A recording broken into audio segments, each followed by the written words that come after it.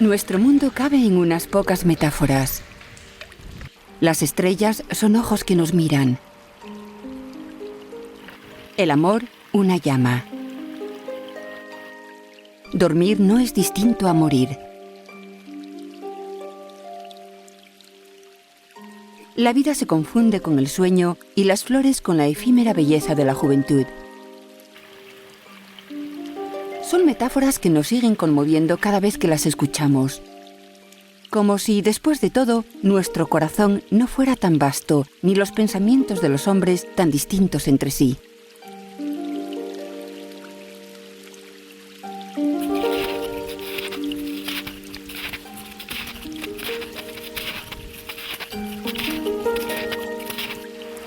Una de estas metáforas eternas equipara el tiempo a un río que fluye. Aparece en uno de los versos más recordados de nuestra literatura. Nuestra vida son los ríos que van a dar en la mar, que es el morir. Jorge Manrique, el poeta que en el siglo XV los escribió, había nacido en Paredes de Nava. Y bien pudo suceder que se inspirara para escribirlos en el río Carrión, que fue el río de su infancia. O tal vez en el Duero, que es el río al que van a dar sus aguas kilómetros más abajo, después de haber pasado por las del Pisuerga.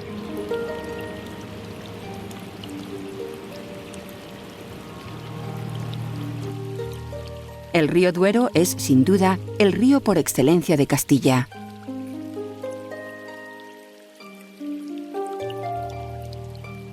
Y es difícil que los castellanos no piensen inevitablemente en él cuando evocan la imagen de ese río que fluye sin que podamos hacer nada por detenerlo y que se confunde con su propia vida.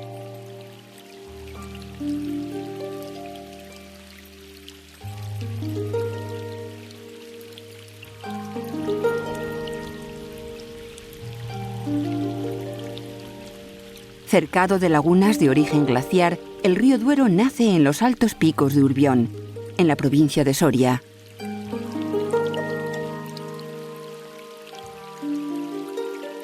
Y discurre entre laderas cubiertas de pinos, acompañado de anátidas, rapaces y nutrias.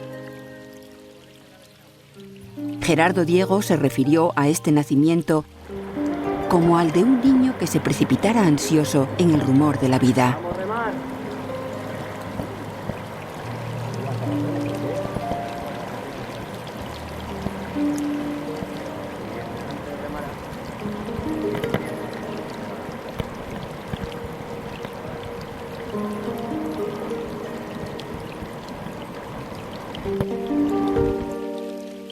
Y en efecto, bastan unos pocos kilómetros para que veamos al Duero circundando la ciudad de Soria con el mismo apremio con el que un adolescente tomaría el talle de una muchacha.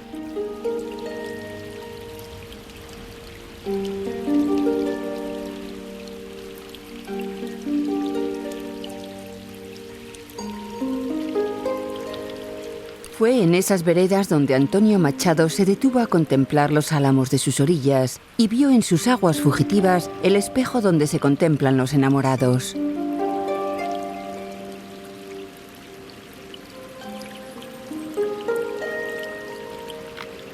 He vuelto a ver los álamos dorados, álamos del Camino en la ribera, del Duero entre San Polo y San Saturio, chopos que tienen grabadas iniciales, que son nombres de enamorados, cifras que son fechas.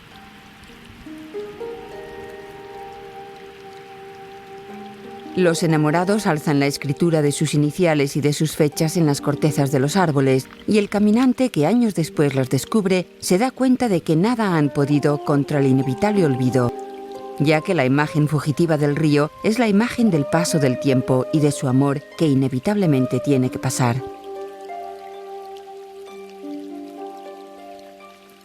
Pero si el río habla de ese flujo irreversible del tiempo, también lo hace de la fertilidad y el misterio de la vida.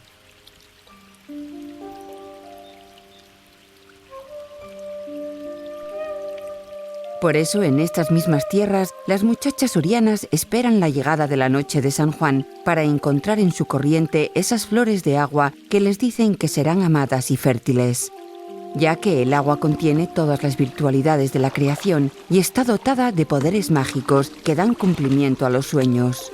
En Cayucos, ¿no? El cayuco es un árbol que lo vacían, los árboles hasta 40 metros. Por eso, el río y sus orillas rumorosas son lugares idóneos para el encuentro de los amantes, que, como sucede en los cuentos orientales, apenas necesitan otra cosa que un reguero de agua, una gruta y unos cuantos árboles en torno.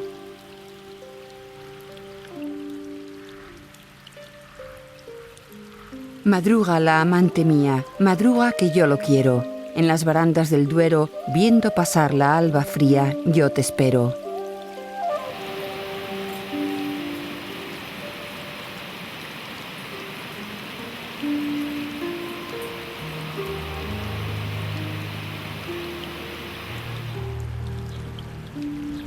Rafael Alberti escribió este poema al paso del río Duero por Aranda, Burgos, imaginándose la loca ansiedad de un amante que esperaba la llegada del alba para reunirse con su dama.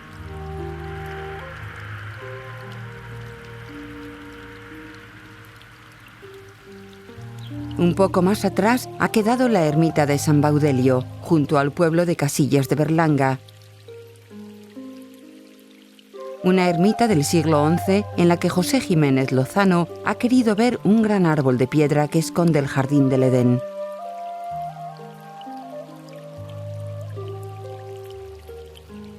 Y en efecto, un mundo de animales, árboles y agua que corre es el que evocan las pinturas de sus paredes, que son visiones de lugares extraños, poblados de aves de preciosos plumajes, santos ensimismados y plantas de frutos tan raros como delicados. Un mundo que tiene en el agua su más secreta inspiración y que es ante todo un jardín como ese en el que el muchacho del poema de Alberti espera reunirse con su amante.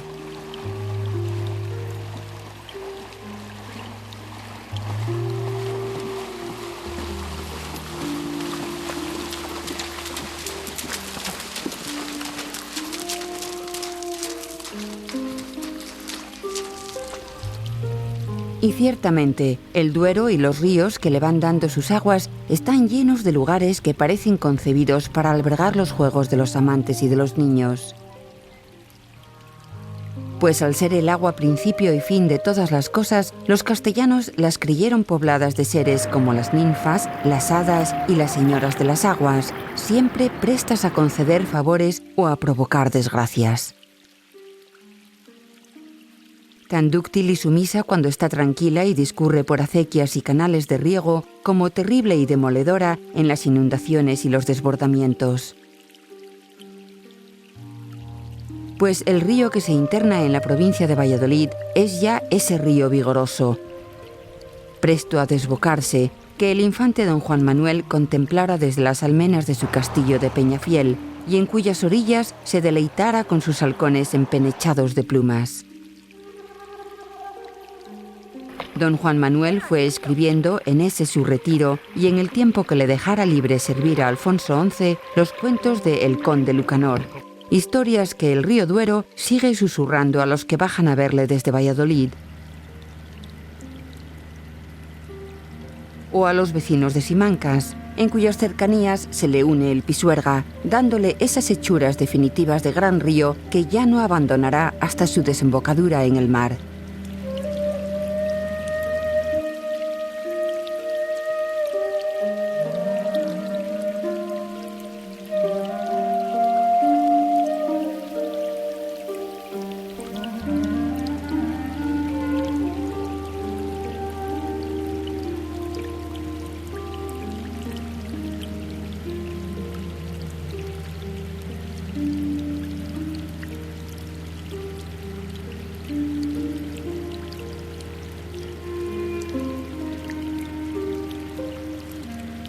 Y será también a ese mundo de rumores y fantasías al que se refiera el poeta Francisco Pino cuando lleve a su amada a contemplar el Duero desde el alto balcón de Tordesillas.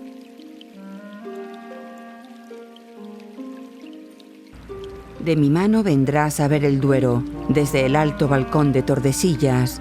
Te he de mostrar las amarillas ramas del chopo y alas del jilguero.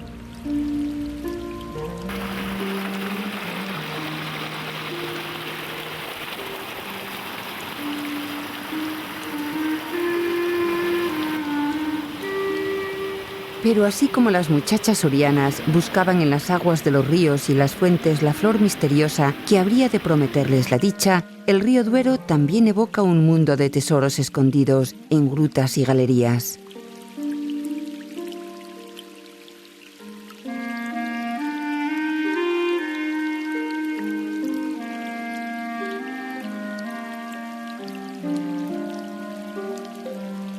Un mundo que casi siempre tiene que ver con la dominación mora y sus leyendas de pasajes, grutas y secretos que el mundo oriental dejó a sus espaldas.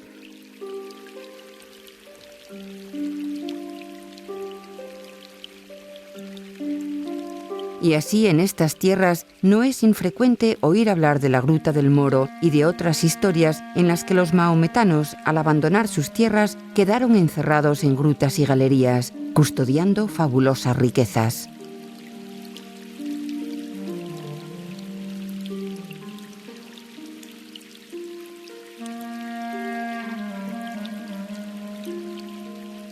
O de moras que desde su interior llaman a los cristianos con sus voces cristalinas por añorar los alimentos y los ardores de la vida.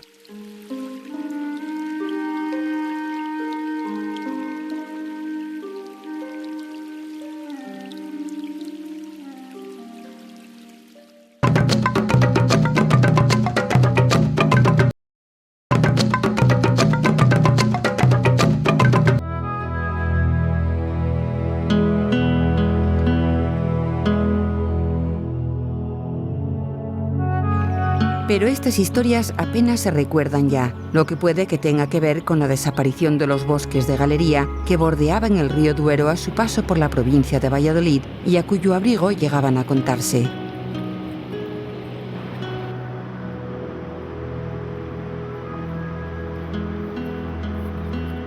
Grandes alisedas, choperas, olmedas, con su sotobosque inextricable y que servían de refugio para una amplia fauna, han ido desapareciendo de estos lugares, quedando apenas unos restos en las inmediaciones de Castronuño, junto al pequeño embalse de San José o en los alrededores del pueblo de Pollos.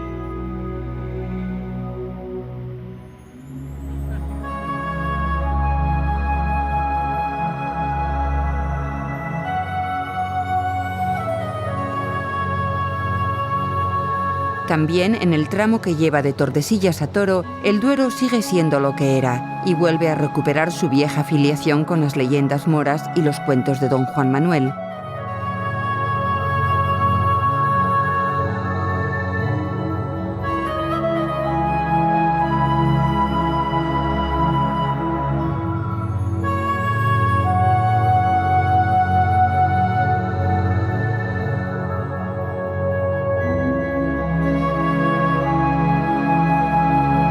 Toro es la fuente del vino, un vino fuerte, muy rojo, casi negro, que enciende el paladar de los hombres de esta zona.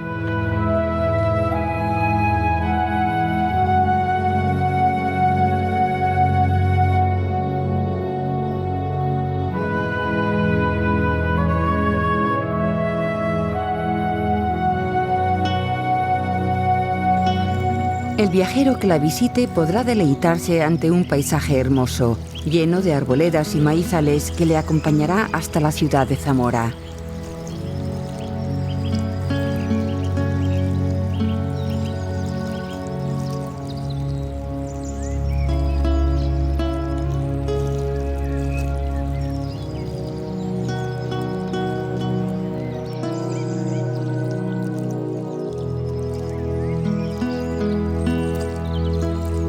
El poeta Blas de Otero saludó desde uno de los puentes de esta ciudad al impetuoso río con estos versos emocionados.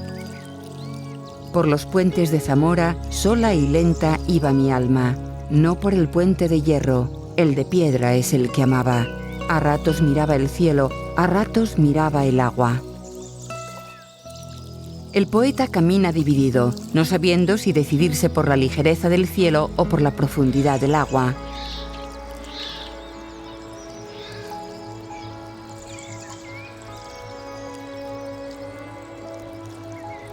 Pero, ¿qué es el poeta sino un pájaro equivocado? Francisco Pino habló de esta doble naturaleza que hace al poeta andar siempre por donde no debe, siendo pájaro en las profundidades del aire y pez entre las nubes ligeras.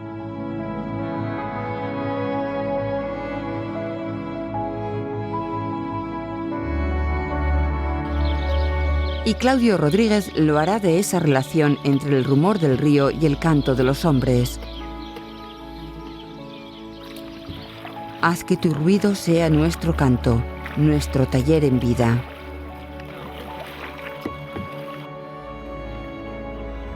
En los cuentos de hadas se encuentran muchos pájaros que hablan y cantan, simbolizando los anhelos amorosos, igual que las flechas o los vientecillos.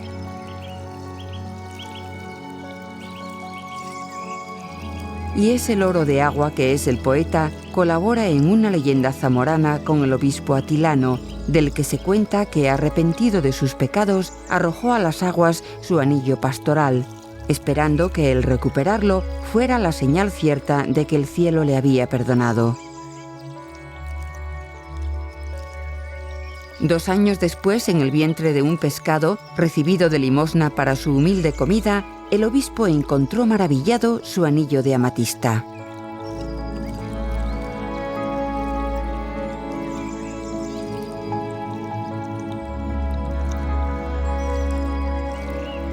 Y así, dejando Zamora atrás, entraremos en la provincia de Salamanca para encontrarnos con el río Tormes, cuyas veredas umbrías ayudaron a Fray Luis de León a imaginar ese locus amoenis al que se refiere en su célebre canto a la vida retirada.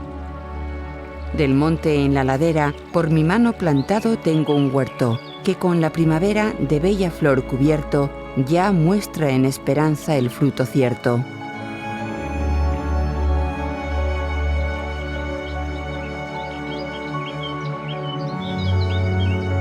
El Tormes desemboca en el río Duero y no es difícil imaginar en sus densos bosques de ribera, sus espléndidos encinares y bosques de robles,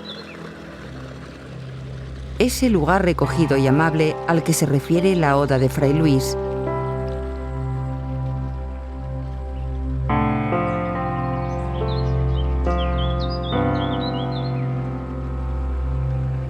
Pero enseguida cambia el paisaje y el río llega a los arribes.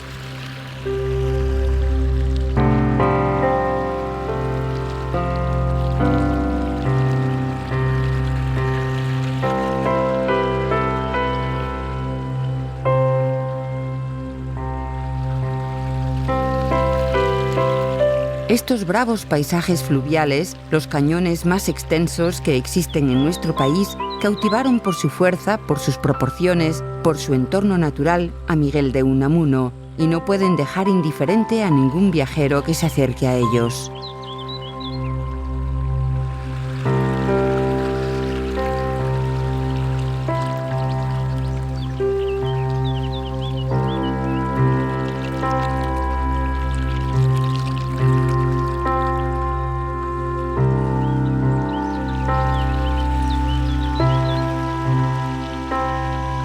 Más allá, el río Duero se interna en Portugal y corre decidido hacia su desembocadura en la ciudad de Oporto.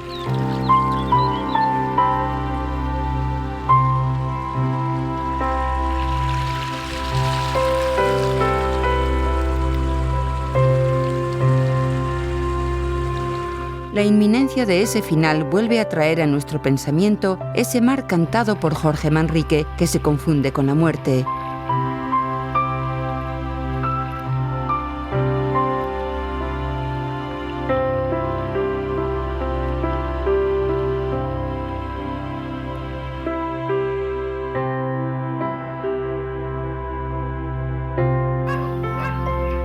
Pero también ese mundo de flores, avecillas y delicados amantes que buscan solaz en su compañía.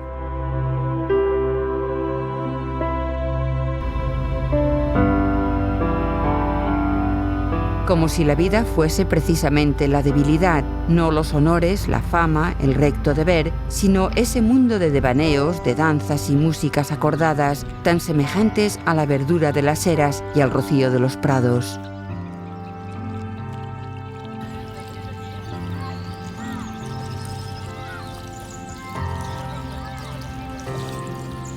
Ese mundo de amores furtivos, encantamientos y repentinas fascinaciones, reflejado en tantas cancioncillas populares en las que se advertía a las muchachas que bajaban al río de los peligros que podían hallar en sus orillas. Niña, que a por agua al río debes bajar, guárdate del diablo, que te vendrá a tentar. Cancioncilla que vuelve a hacer del río el lugar de la vida y del gozo impredecible, y que nos devuelve a la estrofa más memorable de las coplas manriqueñas. Aquella en la que el poeta, al preguntarse por los vestidos y los olores de las damas, por los corazones llenos de llamas de sus amantes y por la música que les acompañó en sus danzas, transforma el tema del desengaño en un canto de sublime delicadeza a la belleza del mundo.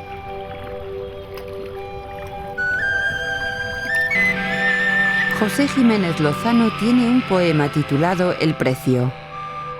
En él vemos hacer al poeta una lista apresurada de algunos de los dones humildes que ha recibido al vivir. Las tardes rojas, el canto del cuco, las construcciones de escarcha, los árboles entre la niebla, los ojos y las manos de los hombres, la dulzura del amor. Todo eso, escribe, hay que pagarlo con la muerte.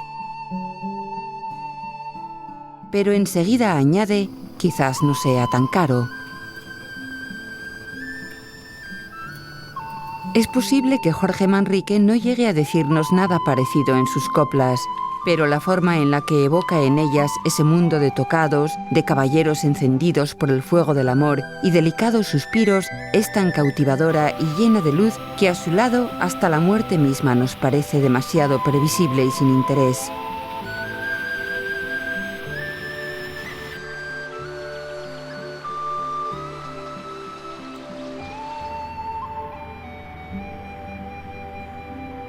Y no es que la vida deje de ser por eso un río que, como el Duero, nos arrastra ineludiblemente hacia ese mar que es el morir.